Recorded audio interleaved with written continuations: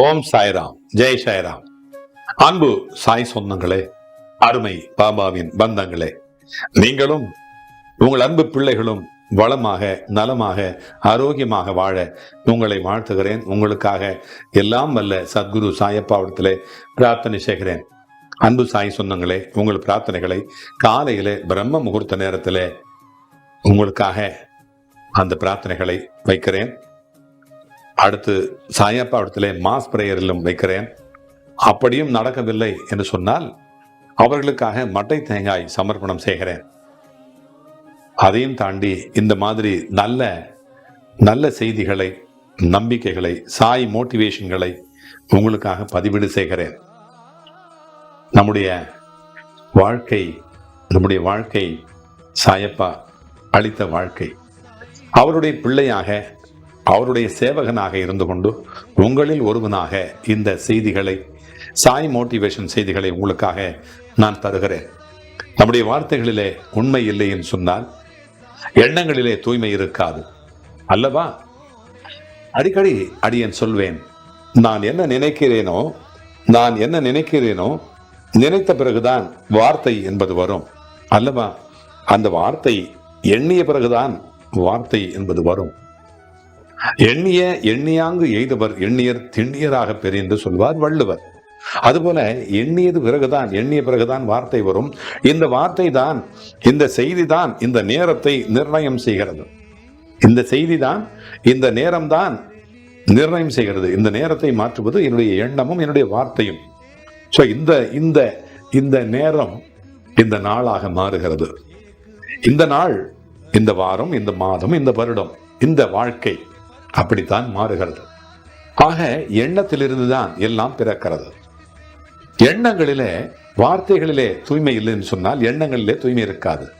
உங்கள் கவலையை நீங்கள் மறக்காவிட்டால், வேலையை விட்டுவிட்டு, எல்லாருடைய வேலையையும் விட்டுவிட்டு உங்களை மாற்றுவதற்கு யார்தான் வருவார்கள்? செயல் புரியாத மனிதனுக்கு தெய்வம் ஒருபொழுதும் உதவி செய்யவே செய்யாது. ஒரு சந்தையிலே பலூன்களை விற்று பிழைப்பை நடத்தி கொண்டிருந்தார் ஒரு அன்பர். ஒரு பீச் என்று வைத்துக் கொள்வோம், நம்முடைய கடற்கரை. அங்கே ஒரு அன்பர் பலூன்களை எல்லாம் ஊதி அதை பெரிதாக்கி அதை விற்று கொண்டிருந்தார். அதிலே சிவப்பு, மஞ்சள், நீலம், பச்சை போன்ற பல வண்ண பலூன்களை அவரிடத்திலே இருந்து வாங்கி கொண்டு சென்றார்கள் சிறுவர்கள். வியாபாரம் மந்தமாகின்ற அந்த நேரங்களிலே எல்லாம் வானத்திலே அந்த பரிதியம், அந்த கதிர் ஒளி, அந்த ஹீலியம் நிரப்பிய அந்த பலூன் ஒன்றை அவர் பறக்க விடுவார் மேலாக. அது மேலே எழும்பி செல்வதை பார்க்கின்ற அந்த சிறுவர்கள், குழந்தைகள் எல்லோரும் பலூன் வாங்குவதற்கு ஆசைப்படுவார்கள். அவர்களும் அது போலவே பறக்க விடுவோம், நம்முடைய பலூனும் அப்படியே பறக்கும் என்று அவர்கள் ஆசைப்படுவார்கள். அவர்கள் உடனே அவரிடத்தில் ஓடி வந்து பலூன்களை வாங்குவார்கள். அதனால் அவரது விற்பனை மீண்டும் உயரும். நாள் முழுவதும் அவர் இது மாதிரியே செய்து கொண்டு வருவார். இவ்வாறு இருக்கின்ற பொழுது ஒரு நாள் அவரது சட்டையை யாரோ பின்னால் இருந்து பிடித்து இழுப்பது போன்று உணர்ந்து திரும்பி பார்த்தார் அந்த பலூன்காரர். அங்கே ஒரு சிறுவன் நின்று கொண்டிருந்தான். அவன் நீங்கள் ஒரு கருப்பு பலூனை விட்டால் அது கூட பறக்குமா என்று அவரிடத்திலே கேட்டான்.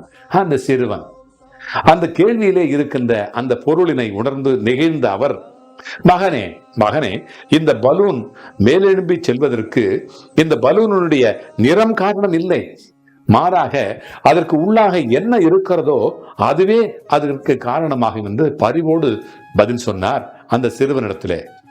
நமது வாழ்க்கைக்கும் இது பொருந்தும் அன்பர்களே.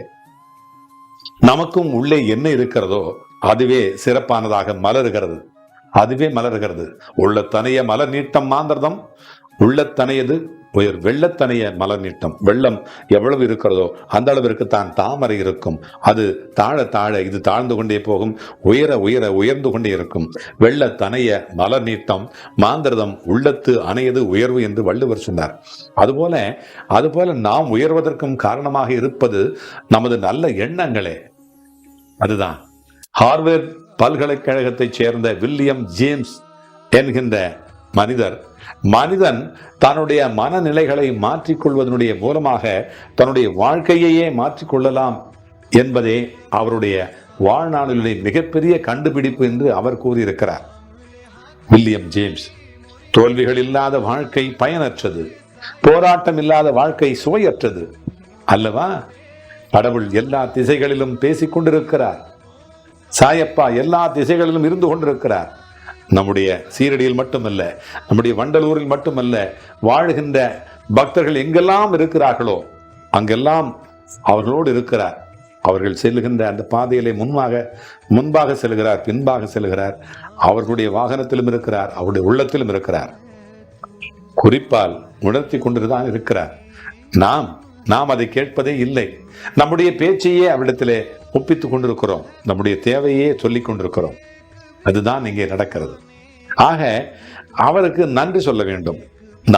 நான் தினமும் அப்பாவிற்கு நன்றியைத்தான் சொல்வேன்.